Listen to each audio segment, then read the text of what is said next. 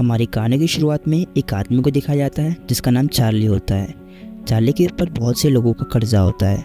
उसके पास एक रोबोट होता है जिससे वो फाइट करके पैसे कमाता है। फिर वो अपने रोबोट को लेकर एक जगह फाइट करने जाता है जहाँ उसकी फाइट एक बुल से होती है। चार्ली ने उस फाइट पे $20,000 लगाए होते हैं। स्टार्टिंग में तो बुल को वो बहुत मारता है, लेकिन बीच में चार्ली का फाइट से ध्यान हट जाता है। तब बुल उसके रोबोट की एक टांग तोड़ देता है। बीच में चार्ली फाइट रोकने को कहता है, लेकिन वो आदमी फाइट रोकने से मना कर देता है और चार्ली के रोबोट के टुकड़े टुकड़े हो जाते हैं। जब चार्ली वहाँ से निकलने वाला ही होता है तभी दो आदमी आके उसे रोकते हैं और उसको बताते हैं कि जो उसकी एक्स वाइफ थी उसकी डेथ हो चुकी है और उसका एक छोटा सा 10 साल का बच्चा भी है। और उसको ये भी बताते हैं कि अगर तुम्हें अपना बच्चा चाहिए तो तुम्हें कोर्ट में आके साइन करने होंगे। चार्ली पहले से ही बहुत जल्दी में होता है तो वो सीधा कोर्ट चले जाता है। तो वो वहाँ जाकर देखता है कि उसकी आंट वहाँ पहले से ही बैठी होती है और उस बच्चे को लेने के लिए कह रही होती है। वे बोलती हैं कि वो बहुत रिच हैं, वो बच्चे को आराम से संभाल लेगी। लेकिन चार्ली को उसका बेटा नहीं चाहिए था तो वो अपने बेटे को $1 लाख में उनको देने के लिए तैयार हो जाता है। लेकिन चार्ली को अपने बच्चे को 3 महीने तक अपने पास रखना होता है क्योंकि जो उसकी आंट थी वो 3 महीने के लिए कहीं जा रही थी। चार्ली को उसके पैसे मिल जाते हैं और वो पैसे वो एक लड़की को दे देता है, लेकिन उसका बेटा ये सब देख लेता है और उन पैसों के बारे में पूछता है और वो बताता है कि उससे वो एक रोबोट खरीदेगा। और कुछ देर में वो रोबोट उसके पास पहुंच जाता है और चार्ली उसका नाम नॉइजी बॉय रखता है। चार्ली फिर उसे फाइट के लिए ले जा रहा ही होता है तभी उसका बेटा साथ जाने के लिए कहता है। फिर वो दोनों साथ में एक जगह फाइट करने के लिए जाते हैं और फाइट शुरू हो जाती है।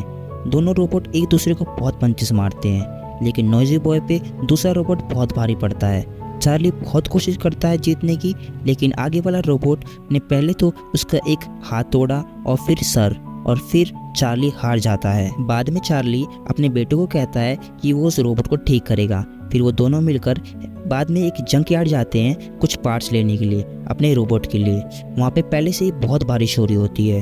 तभी चार्ली का बेटा एक चट्टान से नीचे गिर जाता है, लेकिन चार्ली उसे बचा लेता है। उसी वक्त चार्ली के बेटे को एक रोबोट वहाँ मिलता है। वो उसे साथ ले जाने के लिए कहता है, पर चार्ली मना कर देता है। वो कहता है कि हमारे पास इतना समय नहीं है, लेकिन चार्ली का बेटा नहीं मानता। फिर वो दोनों मिलकर उस रोबोट को अपने साथ ले जाते हैं। फिर चार्ली और उसका बेटा उस रोबोट को एक लेडी के पास ले जाते हैं जिसको रोबोट के बारे में नॉलेज होती है। चार्ली उससे कहता है कि मेरा बेटा एक रोबोट लाया है, पता नहीं जंक यार्ड से कौन सा पुराना सा रोबोट उठा लाया है। उसी समय चार्ली का बेटा कहता है, आप इसको देखो तो सही। चार्ली की दोस्त उस रोबोट को ठीक कर देती है। उस रोबोट का नाम था एटम। वो अपने ज़माने का बहुत ताकतवर रोबोट था। चार्ली अपने बेटे से कहता है कि वो एटम को कंपटीशन में ले जाएगा। एटम में एक खास तरह की बात थी, वो हर चीज़ को बहुत जल्दी सीख लेता था, फिर वो चाहे कुछ भी हो। फिर चार्ली उसको रोबोट को फाइटिंग के लिए ट्रेन करने लगता है। एटम अब बहुत सी फाइट लड़ चुका था और इसी वजह से चार्ली और उसका बेटा बहुत से पैसे कमाने लगे थे और अब एटम को एक बड़ी लीग में फाइट करने का मौका मिलता है। उनके पास एटम को खरीदने के लिए बहुत से लोग आए, लेकिन चार्ली का बेटा उसे बेचना नहीं चाहता था। और आज तो एटम का एक और मैच था और फिर फाइट शुरू होती है। चार्ली के बेटे ने उसको डांस करना भी सिखाया था और वो डांस करते करते रिंग में एंटर होता है। एटम का सामना एक ट्विन सिटी नाम के रोबोट से होता है। दोनों एक दूसरे को बहुत पंचेस मारते हैं। स्टार्टिंग में ट्विन सिटी एटम पे भारी पड़ता है, कभी एटम पंच मारता तो कभी ट्विन सिटी। इस तरह मैच चलता रहता है, लेकिन एट लास्ट एटम जीत जाता है। चार्ली को इससे बहुत खुशी होती है और चार्ली के जीतने पे उसको बहुत पैसे मिलते हैं। फिर वो वहाँ से जाने ही वाले होते हैं तभी वहाँ एक आदमी आ जाता है, वही आदमी जिसके बुल ने चार्ली के रोबोट को हराया था। चार्ली को उसके $20,000 देने थे। फिर उन सब में लड़ाई हो जाती है और चार्ली के सारे जीते हुए पैसे वो छीन लेते हैं। ये सब उसका बेटा भी देख रहा होता है। इसके बाद चार्ली बहुत ज़्यादा डिसअपॉइंट हो जाता है। वो अपने बेटे से कहता है कि अब मैं तुम्हें नहीं पाल सकता, मेरे पास कुछ भी नहीं है। जब तक उसकी आंट भी आ चुकी थी तो वो कहता है कि चलो मैं तुम्हें तुम्हारी आंट के पास छोड़ाऊँ, लेकिन उसका बेटा कहता है कि नहीं, मुझे आपके साथ रहना है। लेकिन चार्ली उसे ज़बरदस्ती उसको अपनी आंट को दे देता है और वो फिर वापस घर आ जाता है। उसकी दोस्त उसे पूछती है कि तुम्हारा बेटा कहाँ है। वो कहता है कि मैं उसे अपनी आंट के पास छोड़ आया। वो कहता है मुझे ऐसा करना पड़ा क्योंकि मैं उसका ख्याल नहीं रख पा रहा था। फिर उसकी दोस्त कहती है कि तुम होश में तो हो, वो तुम्हारा बेटा है, वो तुम्हारा साथ रहना चाहता है। तुम फ़ौरन उसके पास जाओ। चार्ली को एहसास होता है कि वो उसका बेटा ही था जिसने एटम को ढूंढा था।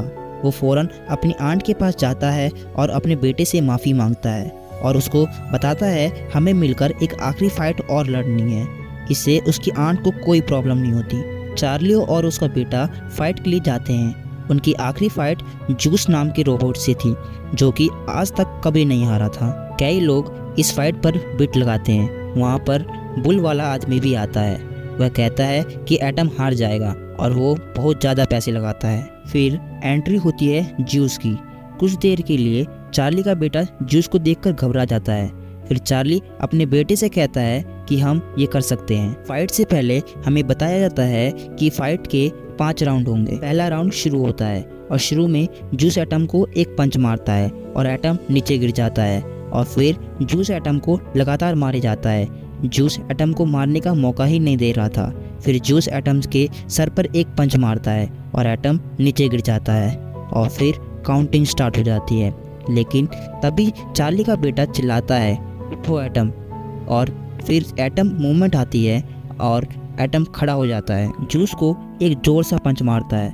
वहाँ बैठी सारी ऑडियंस हैरान हो जाती है क्योंकि आज तक कोई ऐसा नहीं कर पाया था और जूस को गुस्सा आ जाता है और फिर वो एटम को दोबारा मारने का मौका नहीं देता। एटम कैसे ना कैसे अपने आप को डिफेंड कर रहा था और यहाँ पर राउंड 1 का टाइम खत्म हो जाता है। चार्ली आखिर एटम को ठीक करता है और फिर राउंड 2 स्टार्ट हो जाता है। जूस उसे दोबारा मारने लगता है और एटम कैसे ना कैसे फाइट में टिका रहता है। राउंड 2 भी खत्म हो जाता है। थर्ड राउंड में भी बिल्कुल ऐसा ही होता है। फोर्थ राउंड शुरू हो जाता है। एटम रोबोट ने बहुत मार खा ली थी लेकिन चार्ली और उसका बेटा उसको एनकरेज कर रहे थे कि तुम कर सकते हो। एटम भी हिम्मत नहीं हारता और जूस से लड़ता रहता है। जूस एटम को कॉर्नर में ले जाता है और बहुत पंचेस मारता है जिससे एटम से धुआं निकलने लगता है। इससे पहले कि एटम का सारा सिस्टम खराब हो बेल बुझ जाती है और राउंड 4 यहाँ ख़त्म हो जाता है। चार्ली एटम को दोबारा ठीक करता है लेकिन अब एटम की हालत बहुत ज़्यादा ख़राब हो चुकी थी।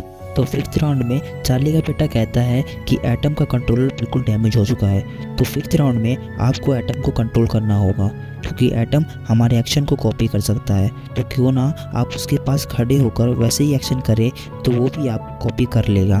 फाइनल राउंड शुरू होता है। जैसे चार्ली के बेटे ने उसको बताया था चार्ली वैसा ही करता है। शुरू में एटम डिफेंड कर रहा होता है लेकिन तब भी उसको मौका मिलता वो पंच मारता और अब धीरे धीरे जूस स्लो होने लगता है क्योंकि उसकी बैटरी लो होने लगी थी।